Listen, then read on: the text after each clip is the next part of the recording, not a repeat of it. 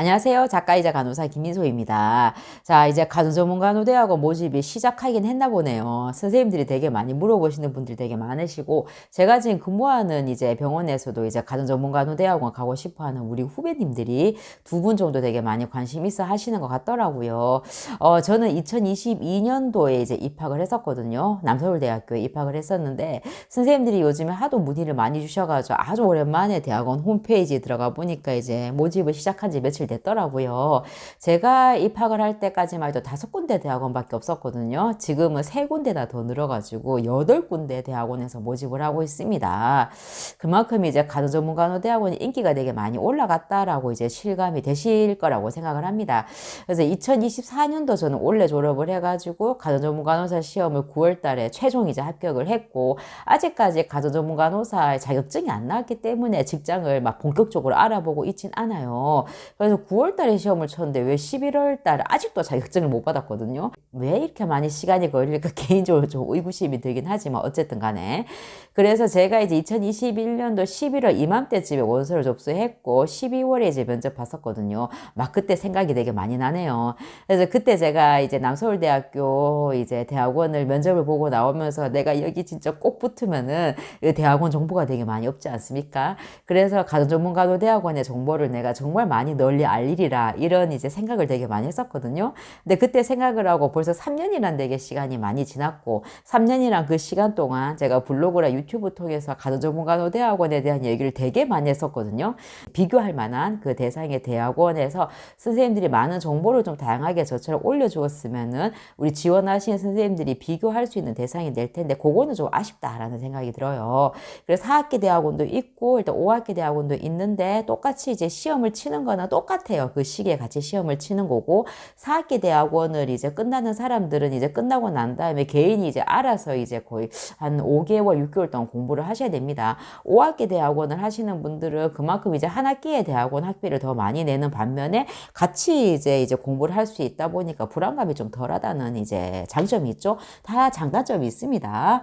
그리고 대학원을 제가 늘 얘기했지만 졸업을 하든 수료를 하든 간에 시험을 칠 수 있는 자격은 똑같이 부여가 됩니다. 하지만 졸업을 하게 되면 내가 논문을 패스를 했다는 거기 때문에 이제 박사까지 내가 지원을 할 수 있는 자격이 되는 거고, 수료를 한다는 것은 내가 논문을 쓰지 않고 그냥 이제 그 학기를 끝낸다는 거예요. 그래서 이제 수료를 하더라도 이제 내가 그 가정전문가로서 시험을 치는 거는 상관이 없어요. 그렇지만 이왕이면 이제 돈을 주고 대학원을 했는데 마침표를 제대로 찍으려면 졸업까지 찍어야 되는 것이 아닌가라는 것은 제 개인적인 생각인 거고, 그래서 추후에 시간이 지나가지고 그때 졸업을 했어야 되나 이런 생각이 드는 분들도 있으실 거거든요. 제가 실습을 나가보니까 현재 가정전문간호대학원을 이제 졸업을 하고 이제 가정전문간호사로 이제 일하신 선생님들 중에서 이제 상황이 여의치 않아가지고 이제 졸업을 못 하시고 수료로 끝나신 분들도 있잖아요. 그 선생님들 대부분은 이제 되게 후회가 된다라고 생각을 되게 많이 하시더라고요. 그래서 여러분들도 상황이 된다면은 졸업이랑 마침표를 꼭 찍으시길 이제 권유를 해드립니다. 우리 대학원 지원하시는 분들 중에서 이제 궁금해서 물어보시는 분들이 대학원의 이름이 되게 중요한 거 아닌가요? 이런 거 물어보신 분들도 있거든요. 근데 그거는 본인 개인 가치의 판단이라고 생각을 해요. 나는 이제 대학원을 가는 게 나는 가정전문간호사를 따기 위해서 가는 거야. 이러면 굳이 이름이 중요치 않죠. 그래, 우리가 뭐 학사를 따고 전문학사를 따서 이제 그 대학 그 병원에 내가 이제 일을 할 때 내가 어느 이제 학교를 나왔냐 이게 굉장히 꼬리표를 달고 다니지 않잖아요. 그래서 가정전문간호사를 하면서 그게 그렇게 중요하다고 저는 생각을 하진 않는데, 다만 나는 이제 뭐 석사를 끝나고 박사를 하고 난 교수가 될 거고 나는 뭐 외부에 강의를 되게 많이 다닐 거고 이런 프로필 관리가 되게 중요하신 분이다. 이러면 딱 들어봐도 유명한 뭐 가톨릭대나 성균관대 이런 쪽으로 가야 되는 거죠. 그래서 그런 대학원이 솔직히 말해서 뭐 저 밑에 있는 뭐 대학원 뭐 이런 데보다는 인서울에 있는 대학원에 딱 이름만 들어봐도 아는 대학원이잖아요.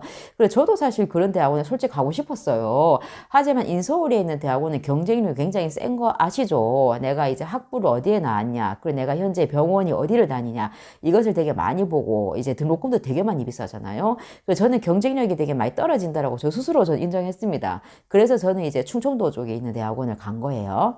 그리고 대학원 지원은 한 군데만 내라는 법이 없습니다. 두 개든 세 개든 내가 이제 내고 싶은 대로 복수 지원도 가능하고요. 저는 남서울대학교나 대전대학교를 이제 쳤었는데 대전대학교 대학원 떨어졌습니다. 그래서 여러분들 정말 가정전문 간호사 대학원 꼭 가고 싶어 이러면은 돈이 좀 되신다면 전용료가 한 7만 원, 뭐 5만 원 정도 되겠죠. 여러 군데 그냥 다 깔아보세요. 그래서 그래야지 내가 붙을 확률이 높은 거 아닙니까? 연구계획서와 관련된 이제 질문을 하시는 분들 꽤나 계시는데, 저도 이제 남서울대학교 이제 대학원 지원할 때 연구계획서를 물어봤던 것 같아요. 근데 이제 여러분들이 기억하셔야 되는 거는 그냥 저는 80년대생이거든요. 근데 제가 이제, 저는 전문대 나왔거든요. 전문대 나와서 RMBSN 해가지고 학사를 딴 케이스인데, 내가 그때 이제 전문대 다닐 때는 막 연구에 대해서 막 이렇게 공부를 했다는 기억이 정말 간감해요. 했는지 아닌지 기억이 안 나. 그래서 이번에 대학원 과정 중에서 이제 논문을 쓴다고 할 때도 보면은 저랑 나이가 비슷한 연배 선생님도 있고 저보다 어린 30대 친구들도 많잖아요. 그죠? 근데 30대 이제 초반에 이제 선생님들은 이제 졸업한 지 얼마 안 된 분들이죠. 그분들은 학부 때 이제 이걸 다 했더라고. 연구와 관련된 걸. 그래서 나이가 저 젊으신 선생님들은 아마 연구 계획서 이런 거 정리가 어렵지 않을 거예요. 근데 저처럼 나이가 40대 되거나 내가 배웠나 안 배웠나 기억이 안 나시는 분들은 연구 계획서 되게 많이 부담이 되실 것 같은데, 근데 연구 계획서의 기본적인 폼은 당연히 내가 이제 갖춰서 적어야 되는 거죠. 근데 이제 내가 논문을 본격적으로 쓰는 사람이 아닌데 연구 계획서라는 서류라는 걸 퍼펙트하게 사실 적을 수가 없는 부분인 거거든요. 근데 그 내가 연구 계획서라는 양식을 대충이나마 적어가지고 내가 면접에 들어갔을 때 이걸 내가 생각하고자 하는 연구 주제가 있잖아요. 그죠? 이 연구 주제에 대해서 내가 얼마만큼 평상시에 이제 임상에서 일하면서 생각을 했었는지, 간호사로서 이제 마인드가 이제 어떤지, 환자에 대한 그리고 어떤 여건에 대해서 환경적인 부분에 대해서 좀 더 이제 나아지려고 개선시키려고 하는 이제 연구에 대한 마인드, 이제 뭐 이런 것들을 되게 보지 않을 거라고 저는 생각을 하거든요. 그래서 그런 생각들을 내가 얼마나 조리 있게 이제 발표를 하는지, 이게 중요한 부분인 거지. 연구 계획서를 이 사람이 얼마나 뭐 이제 뭐 정말 뭐 독립변수, 뭐 종속변수 여러 가지 것들이 있잖아요. 그죠?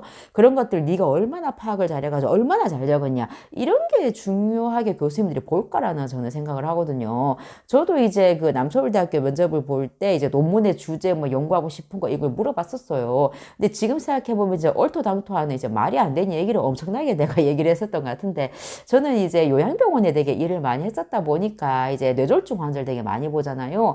그런 환자들이 편마비를 되게 대부분 많이 가지고 있죠. 그래서 편마비를 가지고 있는 환자들이 이제 간호사들이 어떻게 환경을 세팅해주고 어떻게 조금 이렇게 좋게 이제 여건을 마련해주면은 이분들이 인간적으로 이제 더 나은 삶을 살 수 있을까? 이건 내가 평상시에도 되게 많이 고민을 했었던 부분인 거거든요. 그래서 이제 그 면접에 갔을 때도 내가 평소에도 생각을 했었던 거기 때문에 교수님들이 들어봤을 때는 이제 말이 안 되는 얘기였겠지만 그런 얘기를 열심히 자신 있게 내가 얘기를 했었던 것 같아요. 평상시에도 난 생각했던 주제가 전혀 없다라고 생각하는 분도 아마 대다수일 거라 생각을 합니다.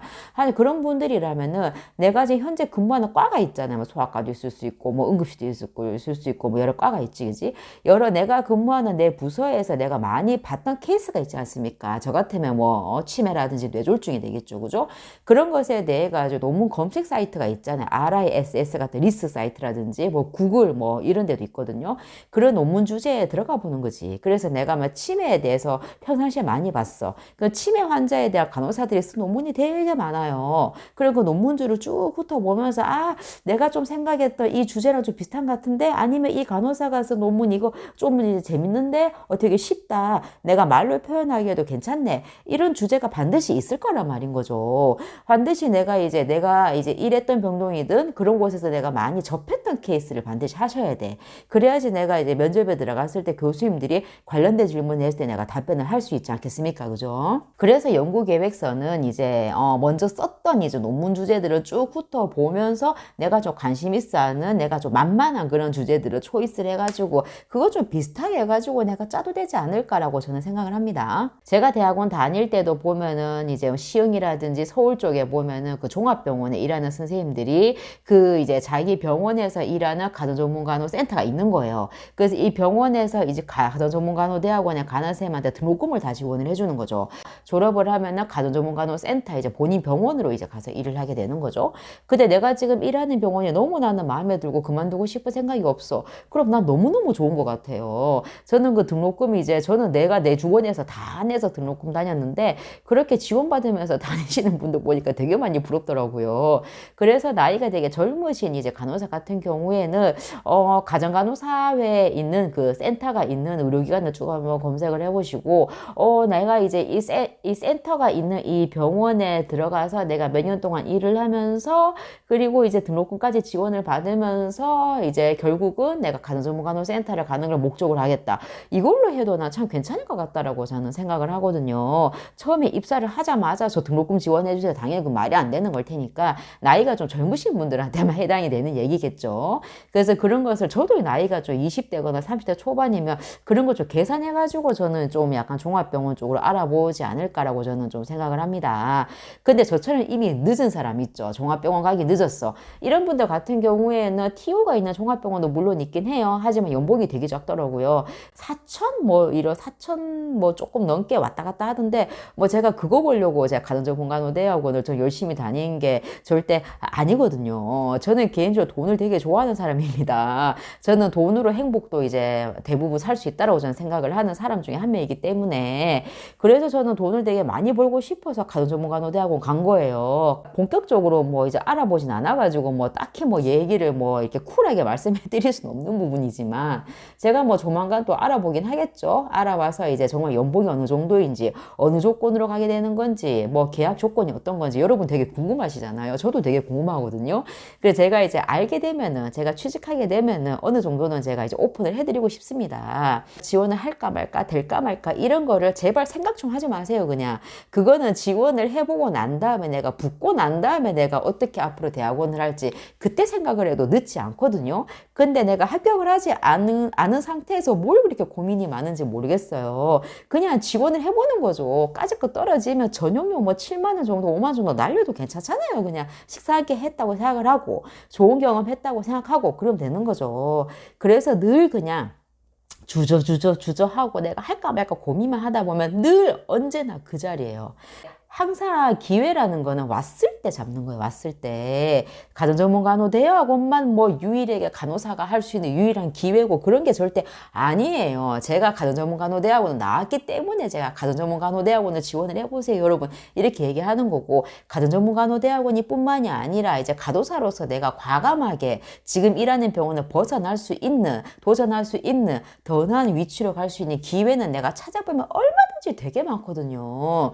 그래서 내가 이제 이 자리에만 되게 편하게 안주하려고 하지 마시고 가정전문간호대학원 뿐만이 아니더라도 많은 것들을 내가 한참인 나이잖아요. 지금 보시는 분 그래봤자 30대 40대 간호사들이 대부분일 것 같은데 그냥 과감하게 내가 도전을 해보는 거예요. 나는 지금 이제 돈이 별로 없어서 나는 지금 아이가 이제 너무 어려가지고 나는 지금 되게 이제 대학원 가려니까 너무 멀어서 이건 정말 다 핑계라고 저는 생각을 하거든요. 그래서 이제 어떻게든 내가 되는 방법을 계속 생각을 하셔야 돼요. 내가 되는 방법을 계속 생각을 하고 내가 해봤는데도 불구하고 진짜 방법이 도저히 안 나와. 그건 당연히 개인적인 상황의 차이는 누구나 다 있으니까.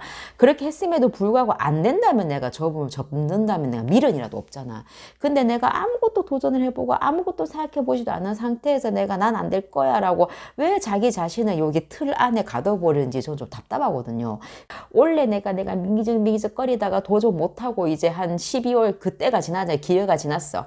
그때 내가 후회가 되면 어떻게 해? 그럼 1년 뒤에 내가 또 다시 또 마음의 준비를 하고 1년이 지나면 또 내가 또 나이가 먹게 되고 그러잖아요. 그래서 마음은 항상 먹었을 때 바로 도전을 하는 실행력도 굉장히 중요하다라고 저는 생각을 합니다. 지금 이렇게 평탄하게 걸어가시는 그 길에서 벗어나가지고 비탈길도 한번 걸어보시고 진흙탕에도 한번 빠져보시고 이러고 저러고 이 길 저 길 다 지나가다 보면 우리도 꽃길이 활짝 펼쳐지는 그 길을 언젠가 만나지 않겠습니까? 그죠?